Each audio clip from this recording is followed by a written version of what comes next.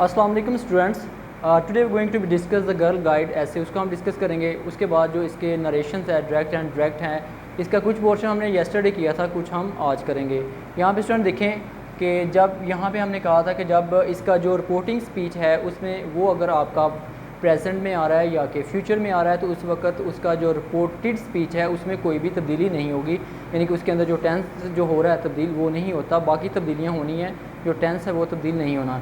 In the form of अगर वहाँ पे पास्ट टेंस हो जाता है तो वहाँ पे हमने we have to be change the tense as well and the other hand we have to do the other changes, यानी कि दूसरी चेंजेस भी करनी है हमने और उसका टेंस भी चेंज करना है। इस सबसे पहले स्टूडेंट यहाँ पे हम देखते हैं यानी कि उन्होंने कहा है कि change when reporting speech in a past, यानी कि पास्ट में होगा तो उस वक्त कौन सी चेंजेस होनी है। फॉर एग्जांपल ये कह रहे हैं डायरेक्ट स्पीच में ही सेड आई एम इल, तो यहाँ पे सेड आ गया है। यहाँ पे अगर विल से आ रहा है या कि वो कह रहा है कि ही से, यानी कि सिंपल से आ रहा है, विल से आएगा या से आएगा, फिर यहाँ पे टेंस तब्दील नहीं होना।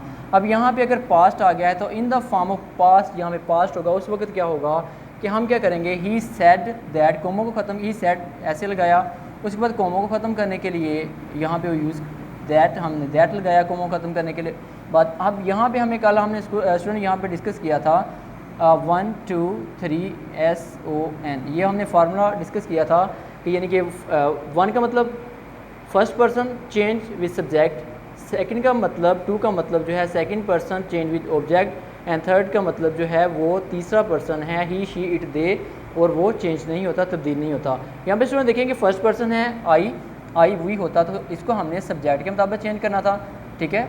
यहाँ पे आया ही, उसके बाद यहाँ पे टेंस भी बदलना है। टेंस यहाँ पे स्टूडेंट हमने डिस्कस किया था कि अगर इज़ आर एम है तो is are am change into was and were, यानी कि is are am present continuous जो टेंस है वो वाज और वार में चेंज होता है, यानी कि पास्ट कंटिन्यूस में, यानी कि जो प्रेजेंट वाले हैं वो सारे ही अपने अपने टेंस में पास्ट के हेल्पिंग वर्ब यूज़ करते हैं।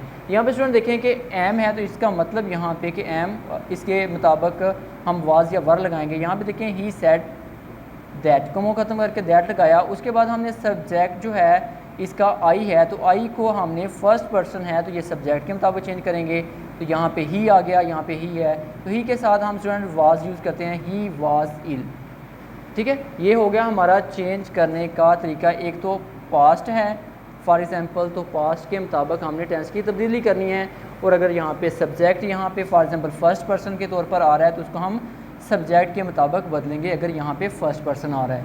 जिस तरह इसका जो सेकंड सेंटेंस है वो देखें, he said I am doing my duty, ठीक है, he said I am doing my duty. यहाँ पे देखें स्टूडेंट यहाँ पे पास्ट आ गया है, सेड आ गया है, यहाँ पे से या कि विल शेल होता तो हमने इसकी टेंस था जो उसको तब्दील नहीं करना था। अब यहाँ पे ये है कि पास्ट है तो पास्ट के मुताबिक हाँ इसका टेंस भी तब्दील होगा, बाकी भी सारी तब्दीलियाँ होंगी।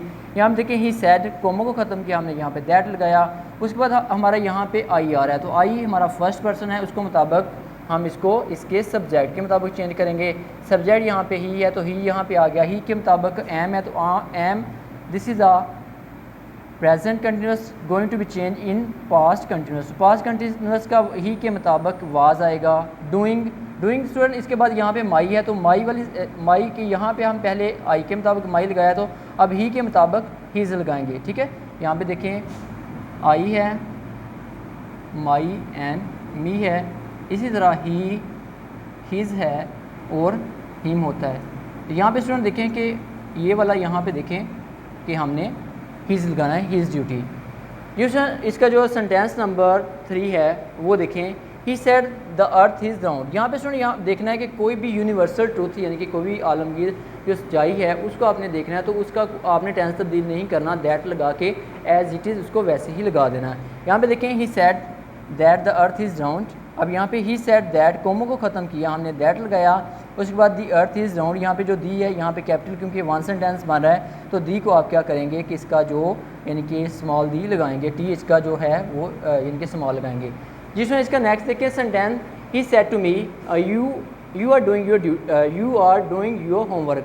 तो यहाँ पे स्टूडेंट देखें कि यहाँ पे सेकंड पर्सन आ रहा है एक चीज़, दूसरी चीज़ यहाँ पे सेड टू आ रहा है। अब सेड टू स्टूडेंट जब भी आएगा हम इसको टोल्ड में कन्वर्ट करेंगे, टू नहीं लगाएंगे, सेड टू को यानी कि सेड टू पूरे को हम टोल्ड में कन्वर्ट कर देंगे। यहाँ पे देखें कि ही सेड टू, उसके बाद हम इसको टोल्ड में कन्वर्ट किया, ही टोल्ड मी यानी कि मी यहाँ पे आ गया, सेड टू को कंप्लीट को हमने टोल्ड में कन्वर्ट किया।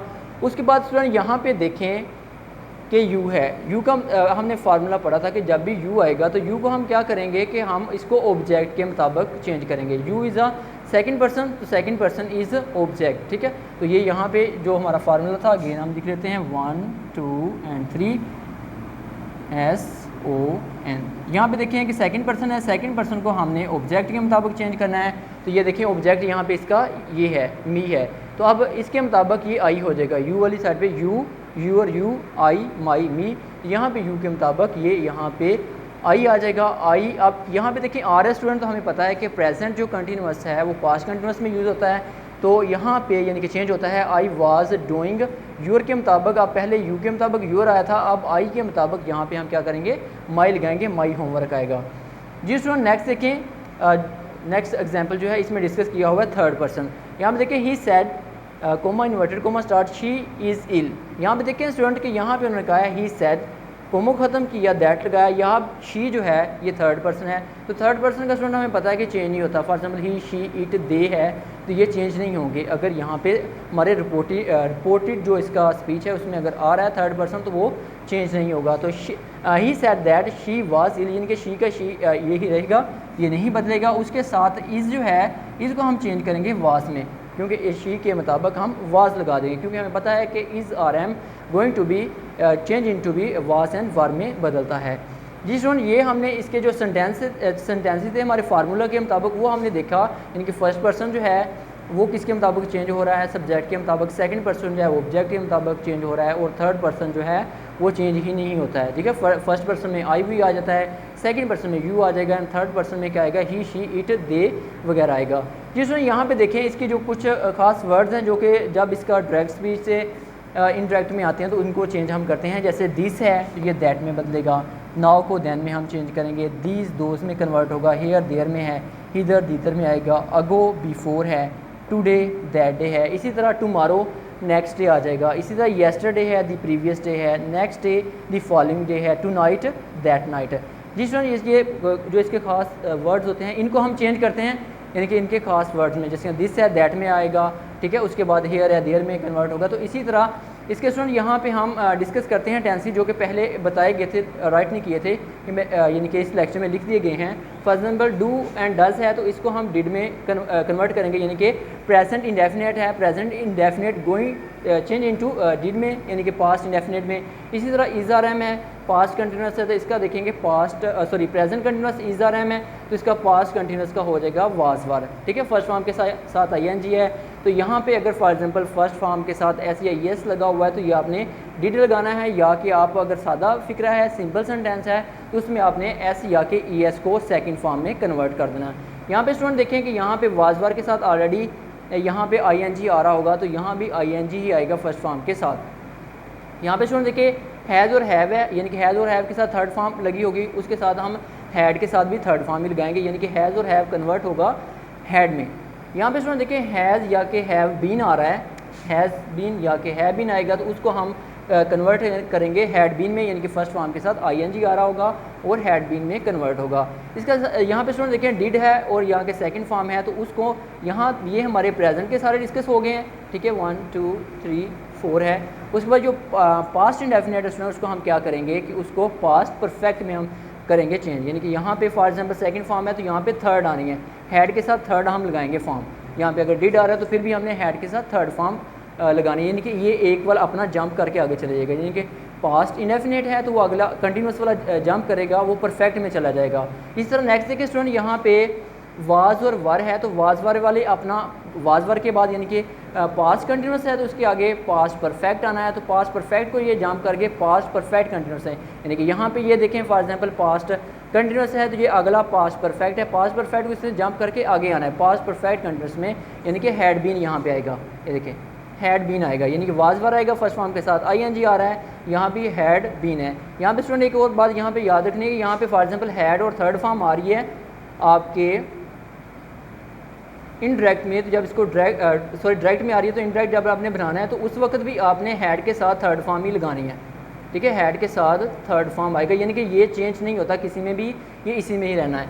नेक्स्ट देखिए स्टूडेंट कैन है, ये कुड में बदल जाएगा, मे माइट में बदल जाएगा, शेल या के विल है, ये वुड शुड में बदल जाएंगे। इसी तरह माइट है, माइट में ही रहेगा। इसी तरह शुड है, वो शुड में रहेगा। जिस तरह इसके हमने ये इसके जो यानी कि आप first person, second person, third person, उसको हमने डिस्कस किया। इसके जो खास वर्ड है उनको हमने डिस्कस किया। उसके साथ हमने इसके जो टेंस की तब्दीलियाँ हैं वो कैसे होती हैं वो हमने सारे डिस्कस की। ये सारे आपने स्टूडेंट्स ने इसको राइट कर लेना, लिख के याद करना, वेरी इजी है। यानी कि प्रेजेंट के सारे पास्ट में चले जाएंगे और वो जो पास्ट के होते हैं, पास्ट इंडेफिनिट एक जंप करके जाता है, तो पास्ट जो परफेक्ट है वो उसी में ही रहता है।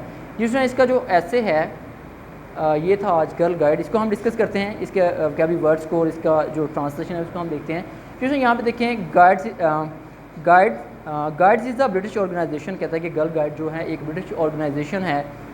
It was started by lord Baden Powell and his sister lady agents ने इसको शुरू किया 1910 में, यानी कि 1910 में उन्होंने शुरू किया। द ऑब्जेक्टिव यानी इसका जो मकसद था, ऑब्जेक्टिव था ऑफ दिस मूवमेंट, इस तहरीक का जो मकसद था, is to make young girls conscious of their duties, यानी कि जो यंग गर्ल्स हैं उनको अपनी जो उनकी ड्यूटी है उसके बारे में आगाह करना।